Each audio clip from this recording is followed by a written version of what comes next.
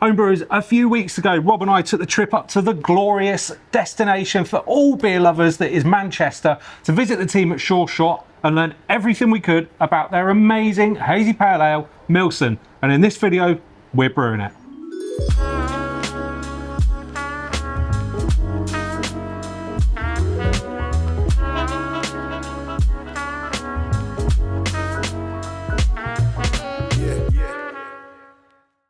Rob, we had an amazing trip to Manchester. Again, it's one of my favourite cities when it comes to beer. But actually going and spending some time with Sean and the team at Sureshot was a real privilege, having never been to the brewery or the tap room before.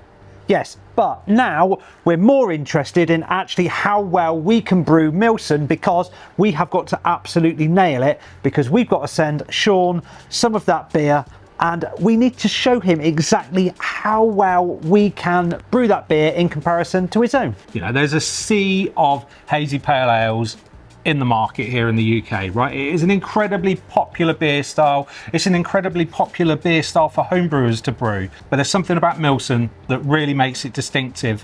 Whether it's the hop combination, you know, that galaxy that really punches through, the drinkability that we talked about, and how Sureshot focus on attenuation of the yeast and balancing it with water chemistry to make it a beer that you just want to keep going back to and drinking more and more of.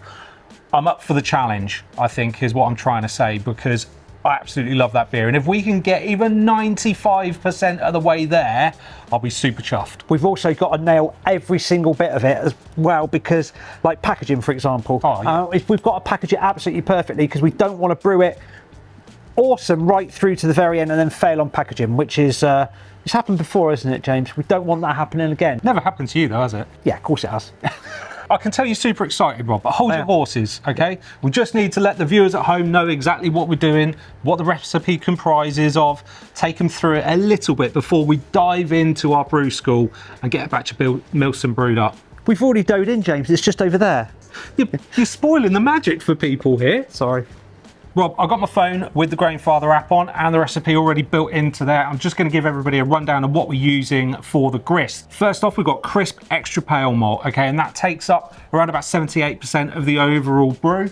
Then we've got crisps torrefied oats that includes the husks. Yeah. So I've had to compensate a little bit for that because it's got the husks there. Yeah, so we need double the amount, yeah?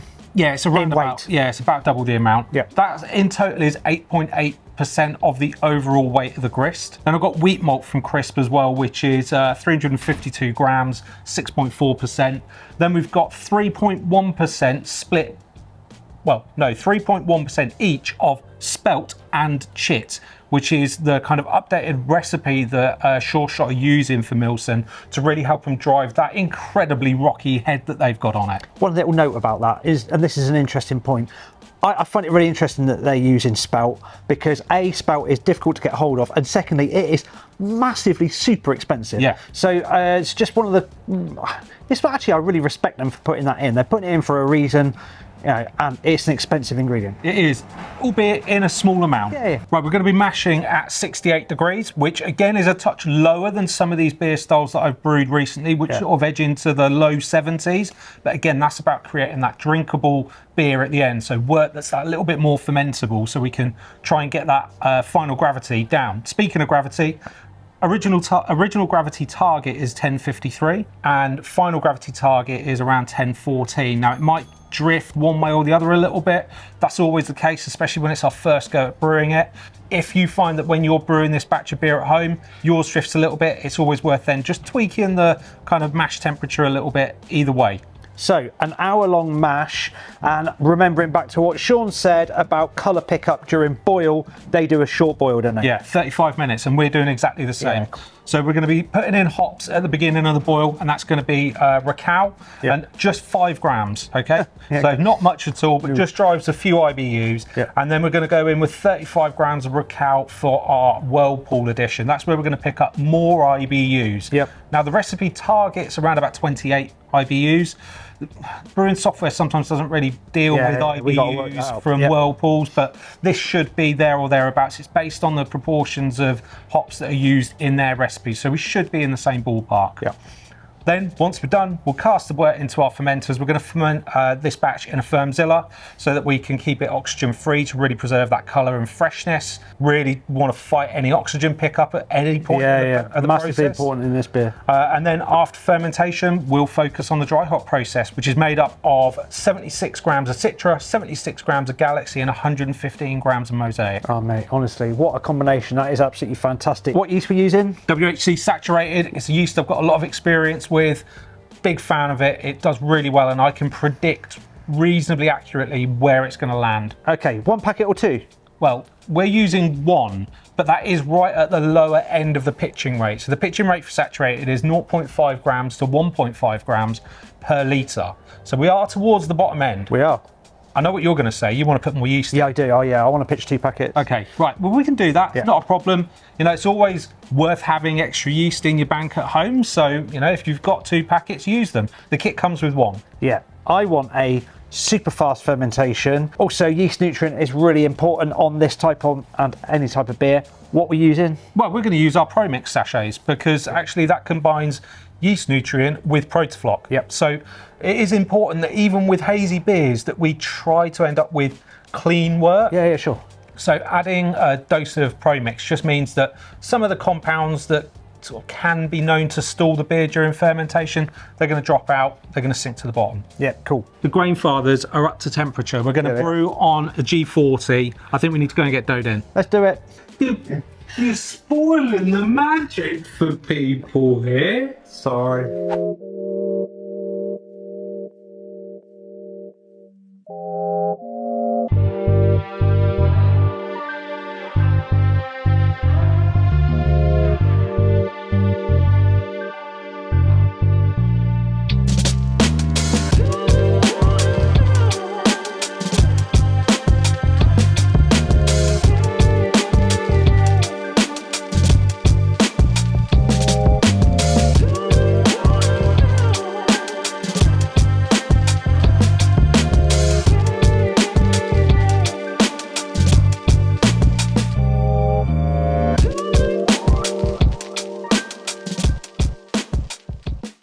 Sean, thank you so much for taking some time to see us again today. It was a couple of weeks ago, wasn't it, Rob, that we had an awesome time up in Manchester? It was great, and it was great fun brewing the beer with you, and I cannot wait to see what you think of our version of Milson. Yes. Well, it was great having you over, and thanks for sending the Milson. Did the brew go well? Yes, it did. Yeah. We actually brewed 2 kegs of it in the end, didn't we? Because we wanted to take a batch with us to Love and Beer Festival. Which is this Friday, so it'll be being. Well, I hope you like it because actually it's too late now. It's being served at Love and Beer. But yeah, the brew went really well. Hit our numbers pretty much within a couple of points all the way through. Fermentation was a dream. Dry hop was a dream. Kegging it was a dream. Actually, out of all the beers we've made recently, it was probably the smoothest brew we've had. Yeah, we've had a few hitches recently, but we didn't have a hitch with Milson. So. Told you, it's a nice simple beer to brew. So we've got a glass here of our version, and we've got a can of the real thing. So This is our first time trying it side by side. Side by side, yep. Have you got some to hand? Yeah, I've got a can of ours and a fresh poured keg of yours. Oh, okay, right. Well, let's pour some of this delicious can of Milson out. And we'll start having a little look, see how we've got on. First of all, how does it look compared to the real thing for you? They actually look pretty similar. The lighting in this office isn't great, but the can they look pretty similar. Maybe slight difference in haze. Yeah, there's a difference in haze. I reckon. Do you know? Because we've gone from keg, so I'm not sure whether the keg might have settled out a little bit. Yeah. I think ours is actually a little bit brighter, isn't it, than yours? So, yeah, but marginal. Marginal. Yeah, it's not a huge difference, and the colour's pretty similar, I'd say. Yeah, that shorter boil time, right? That shorter boil time really did help us out, I think, in maintaining the colour. Head as well, yep, similar. Right, so it looks the part. Does it smell and taste the part? That's the key thing. Oh, it's like actually the canned Milson, a little bit more hop aroma in there. Yeah, there's a difference in aroma. I think the taste is not too far off. They're very close. They are really close, but I think that the canned Milson has got Maybe just a little bit more of a Galaxy pop. yeah. I think there's a slight savouriness of the Galaxy in the can. It doesn't quite there in the keg, but to be fair, not everyone's that into that savoury note. Although actually, the more you kind of sniff the keg one, it does seem to open up a bit. Right, let's go in, have a taste, see what we think. Do you know what, there's not much difference in body and drinkability, I don't think, which was something I really wanted to try and replicate, because obviously that was a key part of what you focus on with Milson. How does that show up for you? Yeah, like neither one's ridiculously thick, but also not thin either. Yeah, the kind of taste and body are pretty similar. I'd say the canned Milson is slightly bitterer. Yeah, maybe. I wonder if that's like perceived business. It's business. Perceived business. Perceived business. Oh, and that's just, I think, probably down to, we know that hop utilisation on a homebrew scale can be so much more tricky to nail down. It definitely is. I guess the keg's a little greener, but the can's obviously older. So I'm chuffed with that though. I'm absolutely delighted from that. What do you think, Sean? How well have we done? very well, I think. I can't see you getting much closer to it, to be honest. That is high praise indeed. Yeah, that is high praise indeed. Like, kind of converting down's always going to be a struggle, obviously. I love doing these experiments where we get given the recipe absolutely letter for letter and get to brew it away from the brewery and see those differences are absolutely fantastic. It's been a great experiment. Yeah, and I don't think there's much I would do differently if I was gonna I think we brew this again. I think the recipe's there. I think I'm really, really pleased with it. I reckon give that keg a swirl, and that would haze it up. Haze it up. Yeah, I really do. Yeah. Yeah, it's a quick shake over your head before you pour. Well, look, Sean, thank you. Thanks for your time again today. Thanks for taking the time to sample the beer with us. And please do enjoy the rest of that 4-litre mini keg that we sent you. Maybe get some of the guys up at the brewery to test it out as well. I'd actually be really interested to see what they think. Yeah, well, it'll probably be free beers for the brew team, innit? So thank you very much for all your help with this. And I think it's high time we went and enjoyed the rest of that keg, Rob. Nice. Thank you very much, Sean. Cheers. Cheers, buddy. Now it goes at the festival. Have a good evening. Yeah, thank you, mate. Do. Cheers, Rob. Cheers, James. Good fun chatting to Sean last night, wasn't it? It was great fun chatting to Sean, but not just that. The whole series with Sureshot has been absolutely fantastic. Yeah. Brilliant place, right in the heart of Manchester's beer scene, which is like massively vibrant and has been for a long time. But Sean and his team at Sureshot really they're at the forefront of that, and this beer and the other beers that they're producing are absolutely outstanding. Yeah, and to get the recipe for such a cracking hazy pale like Milson, I'm really pleased with the job we've done on it as well. I think it's very, very close to the real thing. Yeah, I think actually it's one of the closest that we've done, and it's such a great beer. Yeah, there's tons of fruity tropical notes, but that Galaxy just punching through. Yeah, I'm very, very pleased with it.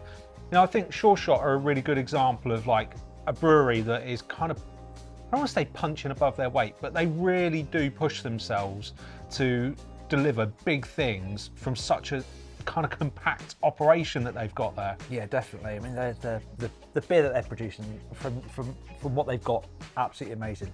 So yeah, big thanks to them. Yeah, massive thank you to Sean and the team.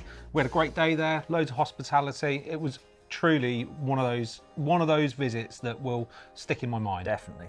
Now, if you've had a go at brewing Milson already at home, or if you're planning to and you've got thoughts or questions, we'd love to hear from you. Drop them down in the comments section below and I'll come back to you. We love seeing your thoughts about these projects and all of our videos.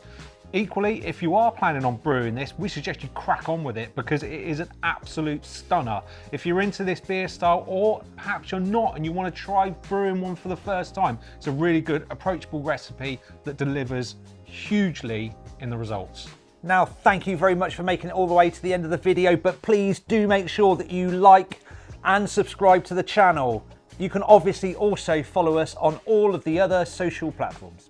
And also, if you are going to subscribe to the channel and you've not already, we've got a huge back catalogue of videos for you, some of which are these series of Brew With Us, where we visit commercial breweries, loads of other home brewing content, and we're dropping a new video every week so you can stay fully up to date with everything to do home brewing.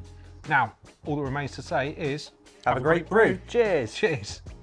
Oh, we did it in time. We did.